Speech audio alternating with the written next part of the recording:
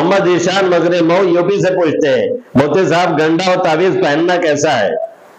देखें ये सवाल पहले भी आ चुका है और जवाब भी दिया जा चुका है, पहले भी बताया जा चुका है। असल दुआ करना, दुआ देना, दुआ पढ़ना है, यही हदीस से साबित है। तावीज और गंडे के बहुत, ये समझ लीजिए कि खींच तान करके साबित करने वाली बात होती है, एक बात। दूसरी बात ये कि तावीज गंडा जो बच्चों के लिए था, जो बेचारे पढ़ नहीं पाते, पढ़ नहीं सकते, उनको बाद साहबे कराम ने पहना दिया था, वो भी उसमें ऐसे अल्फाज हो जो शिर्क वगैरह पे मबनी ना हो, शिरकिया ना हो, मजहूलुल माना ना हो, कुरान हदीस से माखूज हो, तब उसे पहनाया जा सकता है।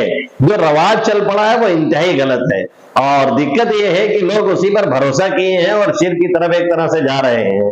और मैं तो अक्सर कहा करता हूं अपने बच्चों से, खासतौर से जुमा के बयान में, कि अगर जितना लोग आमिलों के चक्कर में पड़े रहते हैं और आमिलों और बाबाओं के पीछे दौड़ते हैं, उसका 10-20% हिस्सा अगर तिलावत में, नमाज में और मस्जिद में अल्लाह के सामने गिड़गिड़ाने में लगा दे तो इंशाअल्लाह ताला उनकी जिंदगी संवर जाए। लेकिन लोग ये करने के लिए तैयार नहीं है। अब खामोशी इसलिए बरती जाती है कि अभी ज्यादा मना किया जाए, दबाव डाला जाए, या मुसलमान जो आमिल कायदे के हैं उनको रोक दिया जाए, तो बहुत से लोग बाबाओं के यहाँ और चले जाते हैं ओझा सोखा के यहाँ, सीधे शिर्क और कुफ्र में। इसलिए आदमी थोड़ा सा खामोश रहता है।